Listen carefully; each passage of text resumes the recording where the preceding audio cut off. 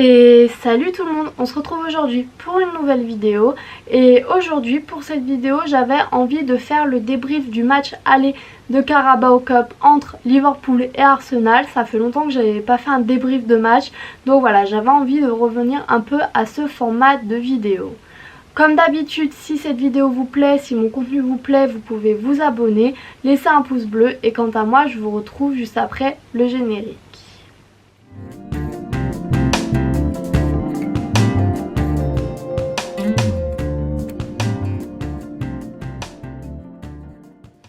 Alors pour cette vidéo, le sommaire va se présenter comme ceci.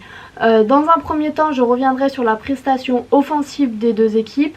Et enfin, dans une deuxième partie, je reviendrai sur la prestation défensive de ce match-là. Parce que pour moi, c'est vraiment les deux choses les plus intéressantes à analyser pour ce match-là. Donc voilà, on est parti là-dessus pour cette vidéo. Et donc, on va commencer par analyser le jeu offensif. Alors bien entendu, comme Liverpool a très vite joué en supériorité numérique, cette partie sur le jeu offensif de ce match-là va surtout se concentrer sur Liverpool. Donc bien entendu, à 11 contre 10, Liverpool a dominé largement le jeu. On est à 77,5% de possession pour Liverpool. Bien entendu, déjà quand Liverpool joue à domicile, c'est très compliqué de faire du jeu contre eux. C'est compliqué de marquer même parce que Liverpool, on sait qu'à domicile c'est très très fort. Mais en plus, quand ils sont en supériorité numérique, c'est pratiquement mission impossible. Donc on a des statistiques qui oui sont totalement à la faveur de Liverpool. Quand on voit le nombre de ballons touchés qui approche presque les 900, on se doute que c'est Liverpool qui a mené et a raison.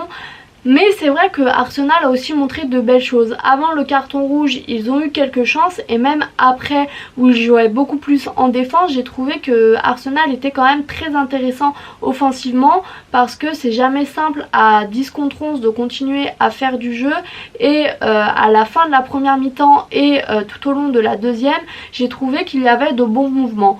Trop rare bien entendu vu qu'ils étaient plutôt dominés, mais ils ont eu 2-3 occasions. On voit aussi notamment qu'en termes de ballons perdus, c'est Liverpool qui a perdu le plus de ballons. Donc on voit que même si c'était Liverpool qui a totalement dominé ce match, on voit qu'Arsenal n'était pas non plus en reste. En plus, Liverpool, oui, a été très fort offensivement, mais pour moi c'est un travail offensif, c'est un jeu offensif qui a été en demi-teinte. C'est-à-dire que oui, ils arrivaient à se créer des occasions très vite, ils arrivaient à arriver dans la surface d'Arsenal en 3-4 passes, notamment grâce au jeu long, mais pour moi il y a 2 points qui étaient un peu négatifs par rapport à leur jeu. C'est que d'une part, le jeu long, en première période surtout, j'ai trouvé que le jeu long était utilisé beaucoup trop et surtout trop peu efficace parce qu'on a vu qu'il perdait beaucoup de ballons suite à une passe en longueur. Contrairement à ce qu'on peut voir quand il y a Mané ou Salah, ce jeu long pour ce match-là avait du mal à trouver receveur. Et de plus, une fois qu'on avait trouvé un receveur, une fois qu'on avait trouvé Firmino, une fois qu'on avait trouvé même les latéraux, donc Trent Alexander-Arnold ou d'autres joueurs, il y avait beaucoup de déchets dans le dernier geste parce qu'on voit qu'ils ont passé 1 heure sans cadrer le moindre tir, même plus d'1 heure. Donc on voit que l'attaque de Liverpool a été totalement inoffensive parce que dans le dernier geste ça allait pas. Donc que ça soit dans les centres qui étaient beaucoup trop longs ou trop courts, ça dépendait des fois, que ce soit les attaquants qui rataient totalement le cadre. On peut voir notamment cette situation où Firmino se retrouve tout seul devant les cages en fin de match et que finalement il ne la cadre même pas. Donc on voit que oui, c'est un travail offensif qui était en demi-teinte pour moi parce que on voit que ça n'a mené à rien finalement. Bien sûr, Liverpool n'est pas le seul responsable. On a vu qu'Arsenal avait très bien défendu et ça sera l'objet de ma deuxième partie. Mais pour moi, Liverpool, une équipe du standing de Liverpool doit faire mieux sur ce match-là. Par exemple, on a vu qu'en première période, ils utilisaient beaucoup les côtés, ce que je n'ai pas forcément retrouvé en deuxième et je comprends pas trop pourquoi, parce que dans l'axe, c'était bouché, on voyait que ça ne marchait pas. Donc pourquoi ne pas essayer sur les côtés? Ça marchait plutôt bien et ils ont de très bons latéraux à Liverpool. Donc voilà, c'est peut-être le seul point négatif que j'aurais pour Liverpool sur ce match-là, sur le travail offensif. Pour Arsenal, c'est vrai que comme je l'ai dit, en infériorité numérique, il n'y a pas eu grand chose à dire, si ce n'est que oui, on a vu 2-3 bonnes occasions, notamment grâce à Saka et Lacazette, qui sont deux joueurs très importants pour moi, je pense, à Arsenal. Saka se démène et court de partout et c'est un très bon profil parce qu'il amène de la vitesse, il amène une fraîcheur, il amène un peu de surprise dans cette équipe et ça crée des occasions. Et d'ailleurs toutes les occasions qui ont été créées par Arsenal sur ce match là venaient presque en majorité de Saka. Donc il est sorti sur blessure pour Arsenal. J'espère que ça ne sera pas une blessure trop longue, qu'il avait l'air d'avoir mal au ventre. Pour le bien de l'équipe, j'espère que ça sera juste un petit mal de ventre passager, parce que je trouve que ce joueur amène beaucoup à cette équipe. Et Lacazette, d'une autre part, c'est un peu bizarre au niveau de son contrat, mais pareil, il amène beaucoup à cette équipe. Donc voilà, du côté offensif, du côté Arsenal, il n'y a pas eu grand chose, mais voilà, c'est deux joueurs que je voulais mettre en lumière parce que même défensivement, ils ont été très forts et donc ça va être une transition idéale pour ma deuxième partie. Alors oui, cette partie défensive va mettre en lumière Arsenal parce que déjà ils ont réussi à tenir le 0-0 face à Liverpool sur la pelouse de Liverpool, donc déjà ça c'est très très fort. Et en plus on a vu une équipe qui a vraiment su tenir son bloc défensif, qui a su vraiment tenir défensivement. Pour moi ça a été une démonstration défensive ce qu'ils ont fait Arsenal aujourd'hui, parce que avant le carton rouge c'était peut-être un peu fragile, ce qui peut être compréhensible parce que Arsenal a essayé de faire du jeu. À partir du moment où Xhaka a pris son carton rouge, on a eu un changement tactique de Arteta qui a fait rentrer un 5e défenseur et qui est donc passé d'un 4-2-3-1 à un 5-3-1. Et on voit que cela a fait beaucoup de bien avec notamment Saka et Martinelli qui sont descendus au milieu pour aider Lokonga. Donc ça a renforcé défensivement et ça a très bien tenu. Est-ce que sans ce carton rouge Arsenal aurait aussi bien tenu?